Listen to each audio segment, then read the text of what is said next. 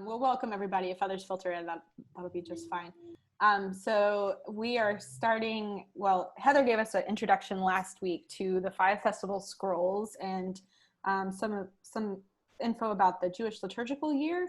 And this was Heather's idea. We were talking about doing some kind of Bible study, and Heather had the idea to focus on these 5 festival scrolls and these Jewish holidays that correlate with different short books of the Bible.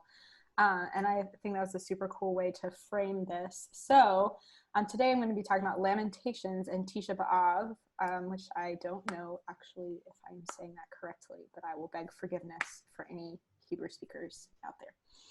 And weirdly, I had a lot of fun learning about the Book of Lamentations, which I'm not sure I expected, but I hope that you'll find this interesting. And just so you know, throughout this, there will be moments where I will stop and ask you questions, and they're not rhetorical. And I would love to have conversation throughout if y'all are willing. And the Book of Lamentations was written after the fall of Jerusalem to the Neo-Babylonians in 586 BCE. And the book represents samples of public liturgies that were recited on fast days to commemorate that event. So these all are poems that would have been read aloud in public worship.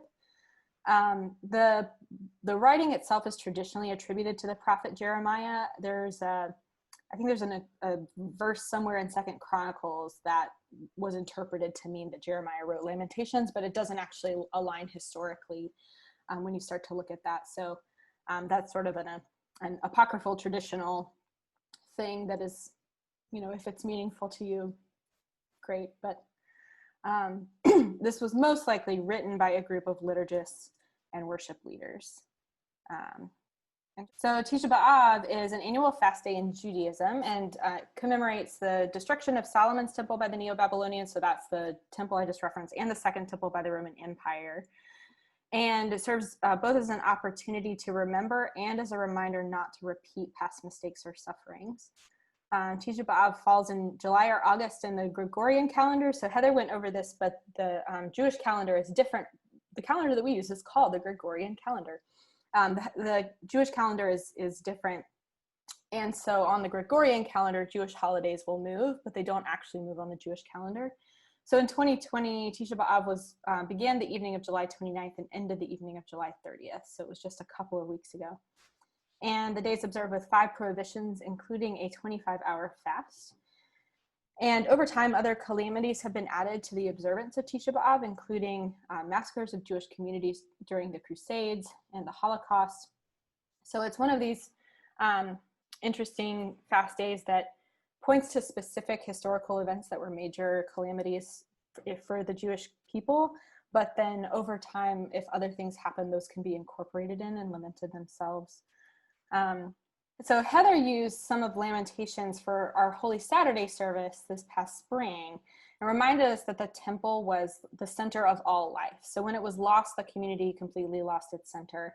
It's not just about a building or something, it's the center of the community. And one question that I was just sort of thinking of, we talked last week about how the Christian calendar really revolves around events in the life of Jesus. There's some where it starts to be a little bit more about the life of the church, but for the most part, our calendar is about the life of Jesus. Whereas the Jewish calendar is very much structured around the life of the community. And just thinking about what might it look like for us. So the crucifixion of Jesus is a central event in the Christian calendar. How might we celebrate or observe differently if we commemorated the crucifixion, not just as a singular event that happened to one man, but as ongoing persecution and suffering of God's people. So just as Tisha B'Av sort of adds on calamities as they occur, sort of what might the calamities be. Liturgical uses of the Book of Lamentations, as we said, Tisha B'Av is the fast day where it is usually read aloud in its entirety in the temple. And then really the only time that it's used in Christianity is for Holy Saturday. And we did use that this year we actually have the video of the Holy Saturday service that Heather did is on YouTube if you want to revisit that. And I think it's interesting thinking about Tisha B'Av and Lamentations being about the destruction of the temple. And then in Christianity, Jesus is often talked about as the temple. In John chapter 2, Jesus says, destroy this temple and in 3 days I will raise it up. And that's often referred to as a reference to Jesus' death and resurrection. And this image of Jesus as our living temple being destroyed on Good Friday, and Holy Saturday is a day of lament.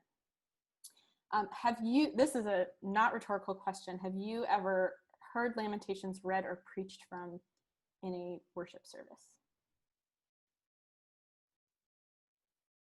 You used it also, Heather, for the service before the longest night service. Maybe it wasn't Lamentations. No, I did a couple years ago. Okay, yeah. That's what I remember. Yeah, I'm going to guess that. So that's the only time that it's in the lectionary for Christians is for Holy Saturday. So we don't hear from this book a whole lot. I thought that this was an interesting quote, and it says, beyond these special liturgical occasions, however, Lamentations is largely ignored in public worship, in preaching, and for meditative use. Many factors may contribute to this neglect of Lamentations, including its troubling content of relentless grief and anger, and the predominance of denial in the dominant culture of North America. And there's a recording, an audio recording of the entire Bible that was completed, I think in like the early 2000s, and it used all Black and African American actors and actresses, like I think like Denzel Washington is in it, and Angela Bassett, and all these incredible people. I went and I found the recording of the Book of Lamentations from that audio recording, and listening to Lamentations in that it's sort of a dramatic reading. So if the narrator changes, then it's a different voice, and there's some care taken with that. But listening to the Book of Lamentations was so intense. So we'll talk a little bit about like the different voices in the book, but one of the voices is sort of the city of Zion personified as a widow who is grieving. And that voice in the Bible experience is like, it's hard to listen to. Like, it made me uncomfortable. And yet I thought that was exactly right, because this book captures some really profound and raw grief.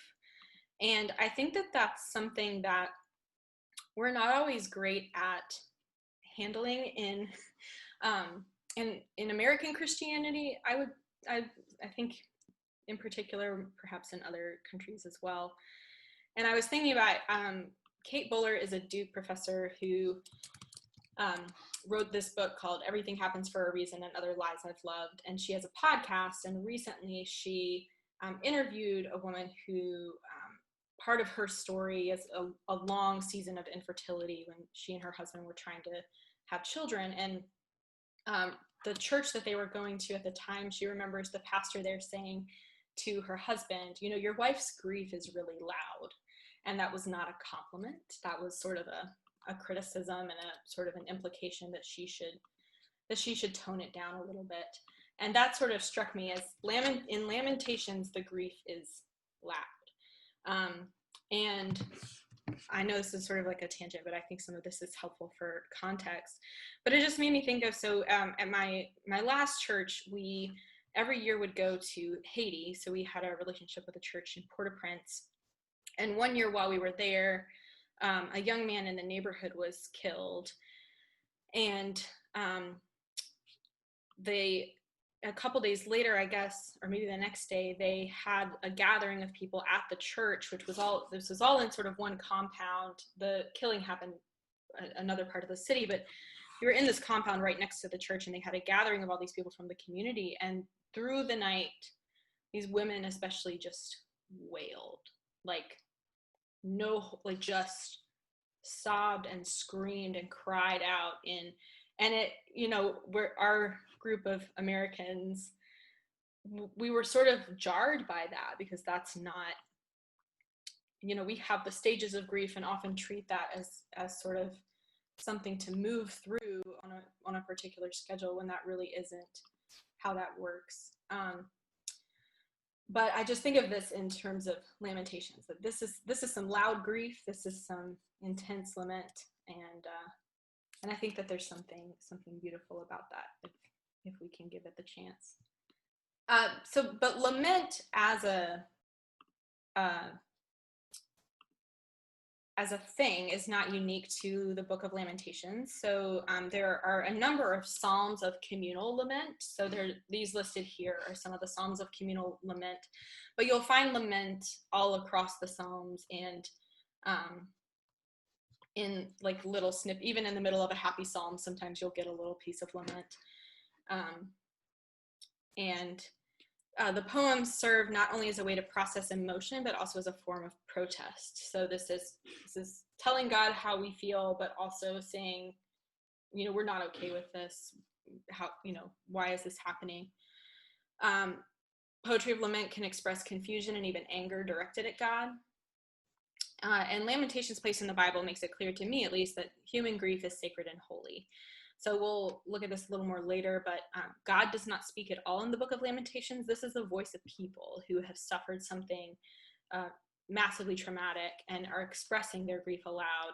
And this was selected as part of the canon of our Bible, these public demonstrations of grief. And I think that's pretty cool. All right, so the poetry of Lamentations itself is actually really interesting to me. So the poetry in Lamentations, chapters 1 through 4, uses acrostics. So the poems are in 3-line strophes or stanzas. The first word of each begins with a letter of the Hebrew alphabet in sequence. If you can't visualize that, I've got another slide for that. And then Lamentations chapter 5 is not alphabetized the same way, but it has 22 lines, and there are 22 letters in the Hebrew alphabet. So there's this sort of correlation with the Hebrew alphabet as sort of a structure. But this is the Hebrew alphabet. So if you're reading from right to left, so you can see let's just look at the first 6 letters: Aleph, Beit, Gimel, Dalet, Hey, Vav. You kind of get a sense of those. That's the order. So then this is Lamentations chapter 1, and on the right is obviously an older English translation. On the left is the Hebrew. And so if you look next to the verse numbers, where you see where it says 1, 2, 3, 4, 5, 6, to the left is the first letter of each stanza, and it goes Aleph, Beit, Gimel, Dalet, Hey, Vav, and it goes all the way through the alphabet for each of these poems in the first 4 chapters of Lamentations. Is that apparent to people? Can y'all see that? Sarah, I have a question. So really the first word starts with that letter. It's listed as the letter, but then it's the first word is that letter. I think that this, yes. Yeah, that's cool. Got my laser pointer. Yeah, so I think that whatever version this is, they just put this in to kind of point out. So this is an extra letter, but the first word of each of these lines does start with that next letter in the sequence. So any thoughts on why you think they might do that? Like, what might be the purpose of this alphabetization? Why do you think people might choose to do that for writing these prayers?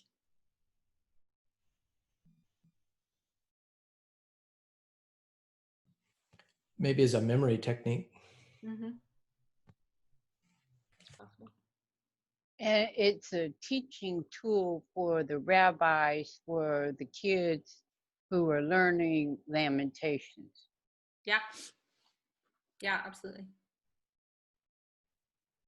Any other idea? I think there could be a lot of different reasons for it. I think that those are 2 good ones. One that I thought of was just providing some order in disorder and some structure in chaos. I can't imagine being a worship leader who has to write this kind of public liturgy, and having some structure could be helpful. Some of the commentaries I read also said that it kind of expresses the totality of grief. So, it goes from Aleph to Tau, which for us would be from A to Z. So when we say something is awful from A to Z, that's an all-encompassing thing. So it's sort of expressing the totality of grief. But I thought that was cool. I took a little bit of Hebrew in seminary, but I don't remember much. I remember enough to recognize that alphabetization. there are 4 different voices in Lamentations, 4 different sort of narrators. And the first voice is sort of this funeral song for Jerusalem, just lamenting what has happened. The second voice is, I mentioned this earlier, but Zion personified as a widow in mourning. So it's a voice of a woman who is suffering and crying out to God. And that's the voice in that audio recording of the Bible that was so gut-wrenching for me to listen to. The third voice is an unnamed man who's voicing an individual lament, kind of similar to the widow. And then the fourth voice is the collective voice of the community. So if you were to read Lamentations closely, you would see this shift from sort of general language to more like individual I language to we at the end. It becomes more about the community.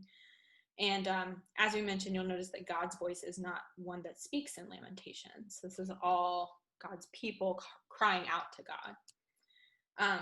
Any thoughts on why these different voices might be used in Lamentations?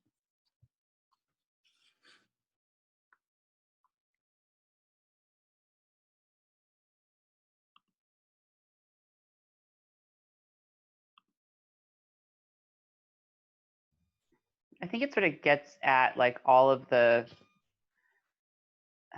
sort of the like how big the grief is.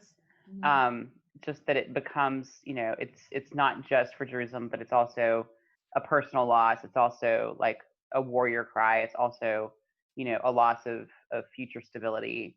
And I think it's, I think we are so much looking to hear, God's voice in everything, especially as Christians, that we sometimes like we get shy about this, that we don't know if it's okay if we just say our own prayers. Like we even, like that's hard for some people. But I think I wonder if it's not because grief is both general and specific in most settings. Yeah, absolutely.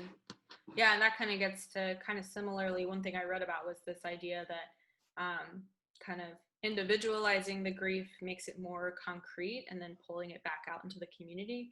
And I was just sort of thinking about like we've been doing that in contemporary times around COVID-19. So you can say over 150,000 people have died, and that sounds horrible, but then hearing like an individual family story of sickness and possibly death with this, within this pandemic, that drives home the grief in a different way.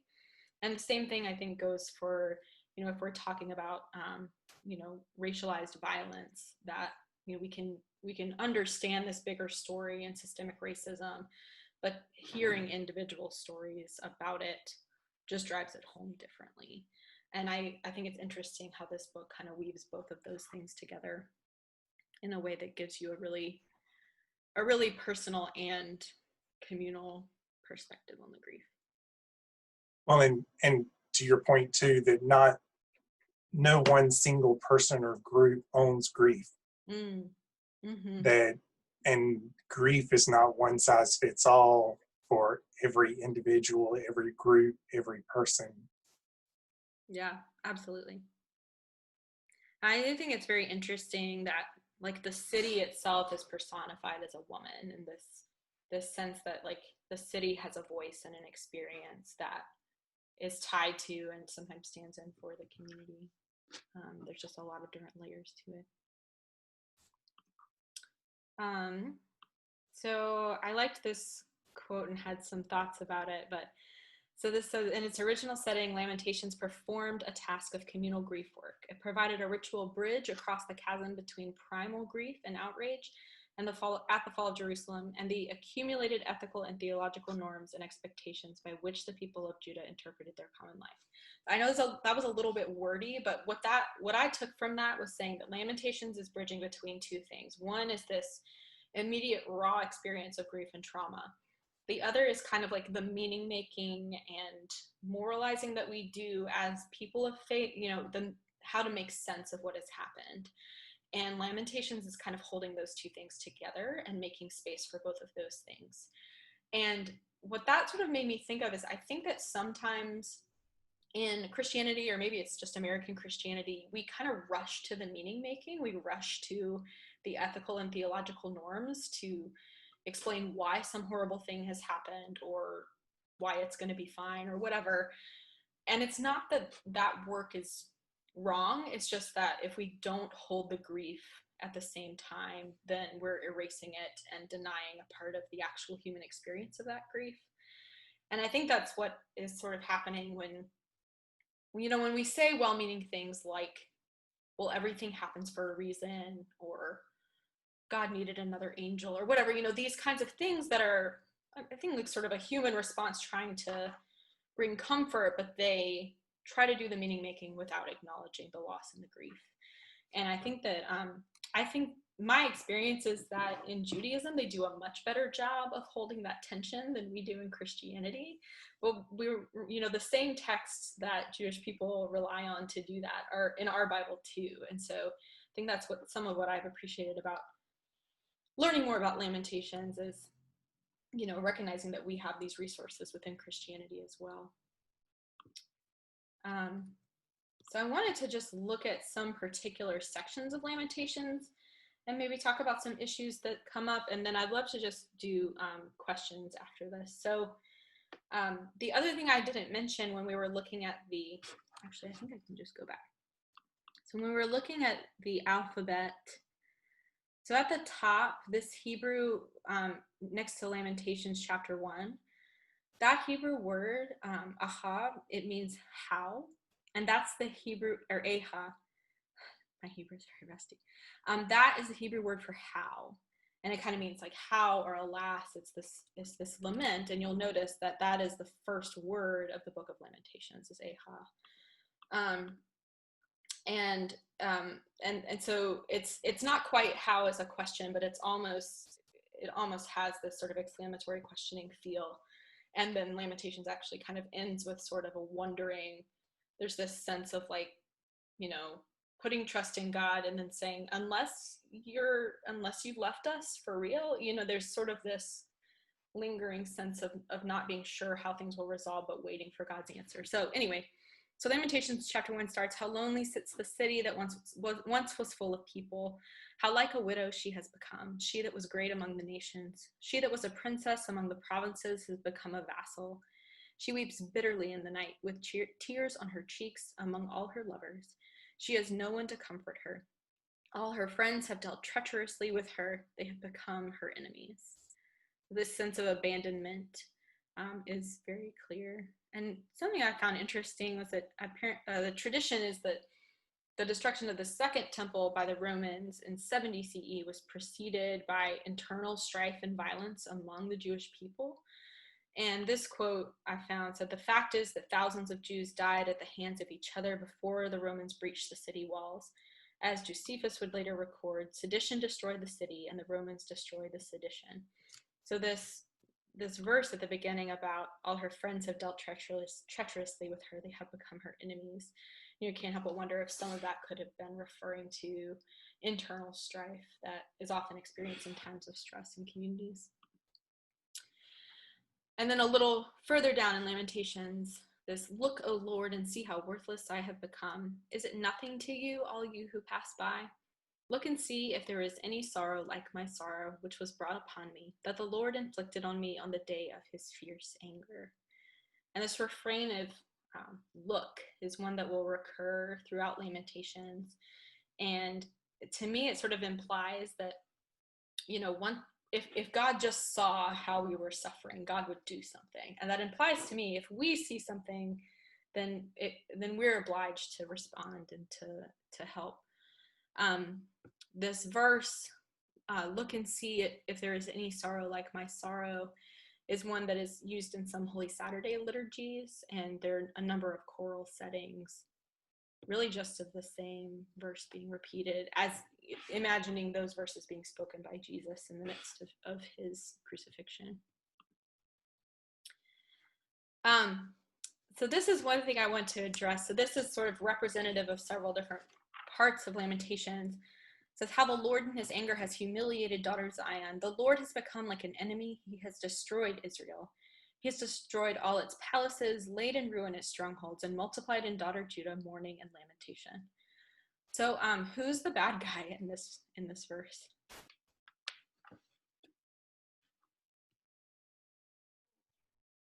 God is a bad guy as well as then, as well as he is today, because he's angry with us. Yeah, so that there's, looking at the whole of Lamentations, there's sort of differing forms of this logic, but there are these pieces that sort of say, you know, we have sinned and God is punishing us. And that, does that make anyone else uncomfortable? Yes. Something that I think about a lot in reading scripture, especially these kinds of public liturgies, is that, you know, this is a human community's attempt to make sense of what's happening in their world and what's happening around them. In the ancient Near East, you know, the belief was that God was involved in every single part of life, good or bad.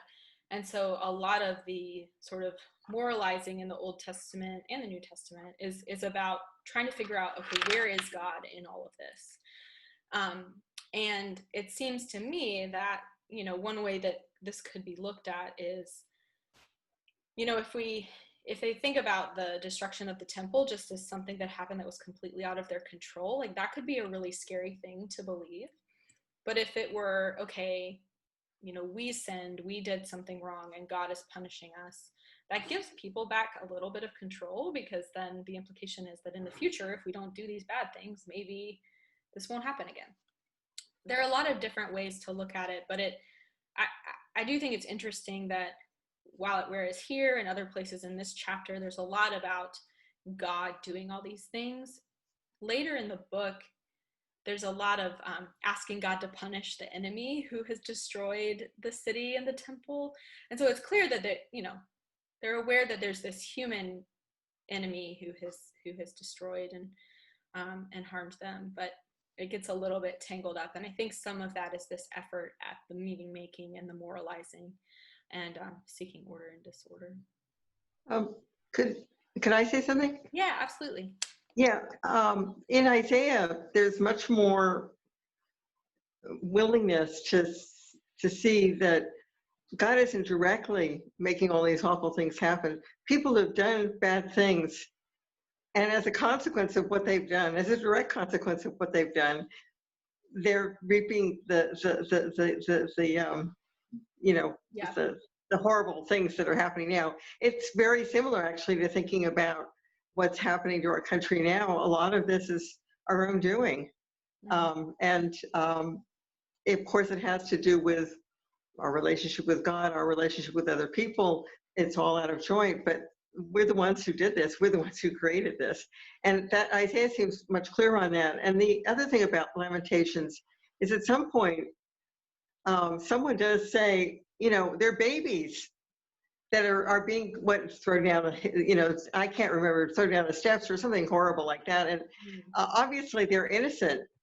So, you know, what did they do to deserve this? So there is a kind of a recognition that this desire to put it on God, to blame God, doesn't really make sense. I mean, they're still blaming God, but they're admitting it doesn't really make sense. Yeah. So when Ellen is asking in this text, there isn't a difference between God actively punishing Israel and merely allowing bad things to happen. So I think that's a really good question, and it goes a little bit off of what Gloria is saying. So there are some parts of Lamentations that sound like God is doing these things.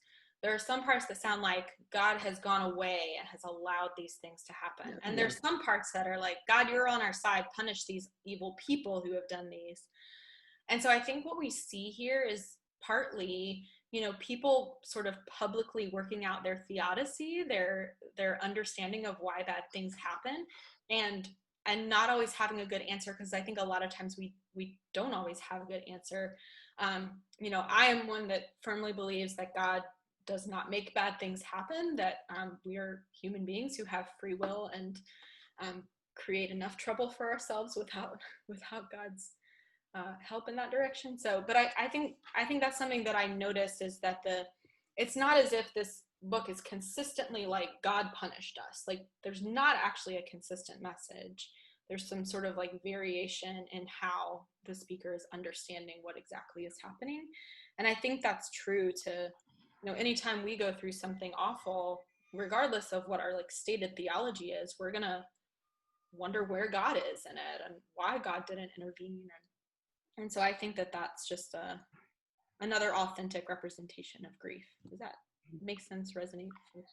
Yeah, Sarah, I think there's also like, I think it's also fair to say that Lamentations involves a good bit of just like foot stamping tantrums. Mm-hmm. Like that it's like how kids go through like when a little kid gets mad at their mom or dad, they just like hate that person, right? And like they express that really violently or, you know, loudly. And I think that it's interesting in Lamentations that like if we look at the relationship between, you know, God and God's children, then like we can sort of see some of this in Lamentations as like the children of God like having like a big angry kind of fit, like, but doing it beautifully, you know, like. Yeah, I think you're absolutely right. And I think that's like, well, there's sort of two things I'll say about that. One, I wish we understood more parts of the Bible like that and not as like a decree about, you know, God punishing people with violence or whatever, because that just gets weird and gross. But also it gives us permission now to express our anger and our grief and our frustration to God.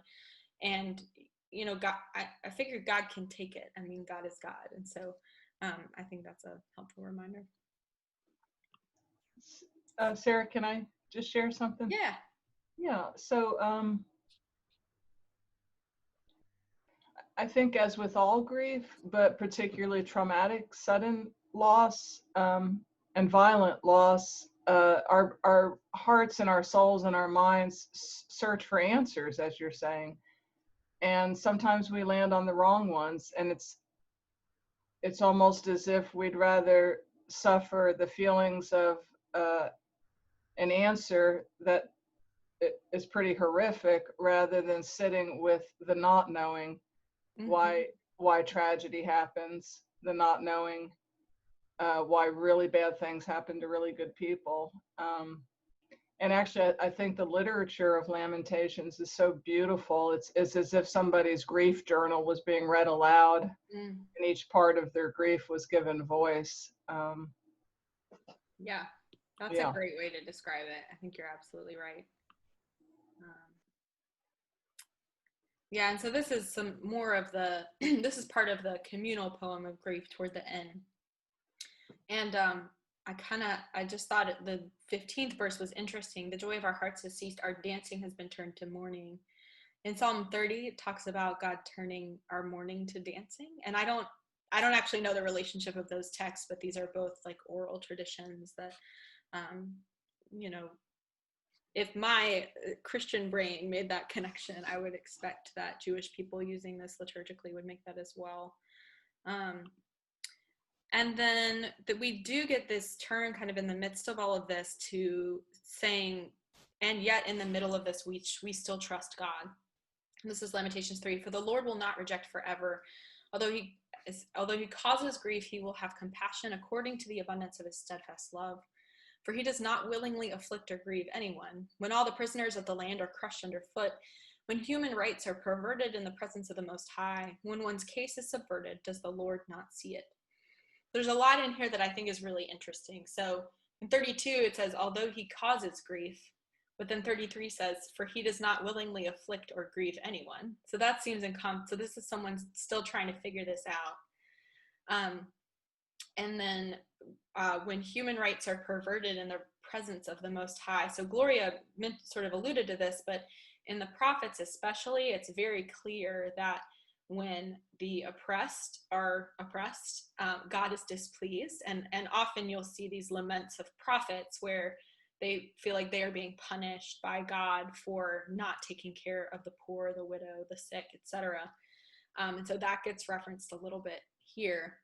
And then at the end, it says, when one's case is subverted, does the Lord not see it? And going back to this, repeatedly saying, look, Lord, and then saying, well, surely God sees this, and surely God will act. And then the Lamentations, one place you have heard Lamentations in church before is in a particular hymn. So Lamentations 3, the steadfast love of the Lord never ceases. His mercies never come to an end. They are new every morning. Great is your faithfulness.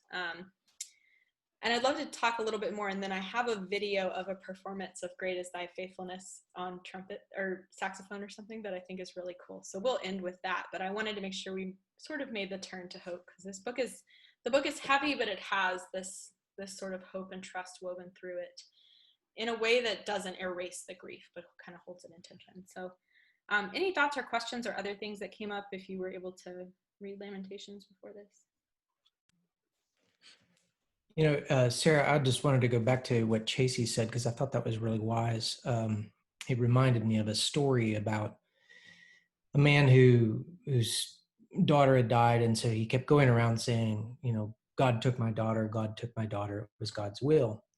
And, that was the theology that he landed on. And finally, the pastor went over to him and said, look, you gotta stop talking like this. You really gotta stop talking like this. And what he said was, to this pastor, he said, well, what do you got? What do you have that's better? That it was an accident, that God forgot that day and fell asleep, and the whole thing was, landing on some theology that wasn't very good, but it didn't abandon God. And I think that was, to me, that's interesting, that in Lamentations, giving that kind of voice to even some, what we might consider some pretty bad theology, or at least theology you don't want to stop with or land on, it's still very much connected to God, that God is still involved in the world, instead of saying there is no God. There are other places where that is voiced in, Hebrew Bible as well. But I do love that. I love that idea that, all forms of mourning are sacred. And that's what, Lamentations really offers us, the permission to grieve however we grieve. Absolutely. Kind of like the idea that bad theology may be part of the grief process as we work it out. We go through a lot of feelings, blame, anger, that may include blaming ourselves, that search for who did what and why and all of that. And a lot of bad theology plays out as part of that, I think, till we can finally work our way, hopefully, to some theology that's more hopeful and healing, rather than staying stuck in the bad theology. The other thing I wanted to share was that, thinking about that, Lamentations reminds me of the book of Job, which is all full of lamentations as well, especially his. And, and it's very uncomfortable, and Christians were certainly not comfortable listening to that, because, giving voice to it. So his three friends come and they try to wrap a big bow on it and said, well, it has to have been something that you've done. They deduced that, and, it reminds me of when I was doing this Bible study about Job with Rabbi Mark at Temple Emmanuel. He just turned around to the group that day and he said, we just have to recognize that we do not worship a perfect God. And my head jerked back. I was like going, did he just say that? And then I looked at the people, and about 10 of them were nodding their heads. Well, these are folks that on a regular basis in liturgy remember the Holocaust.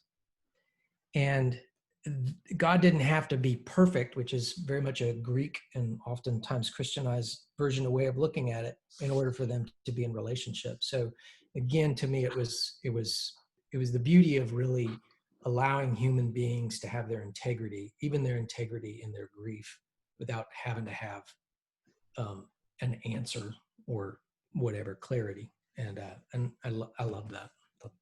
Yeah, that's great. I mean, and it's sort of like makes me think, maybe there is some reality beyond our understanding that, were we wise enough, or, on the other side of this existence, we could understand, but we can't. But that doesn't erase the grief. I think sometimes you get sort of like, well, God has a plan, or this is all bigger than us, and that's not the point at all. And we experience God's presence or absence how we experience it, and I think God cares about that.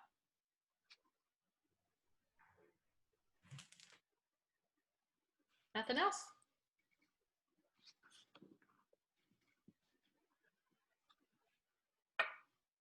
Well, we're all kind of depressed, Sarah, so, Well, yeah, no, I'm kidding. This is really, really helpful. I love this.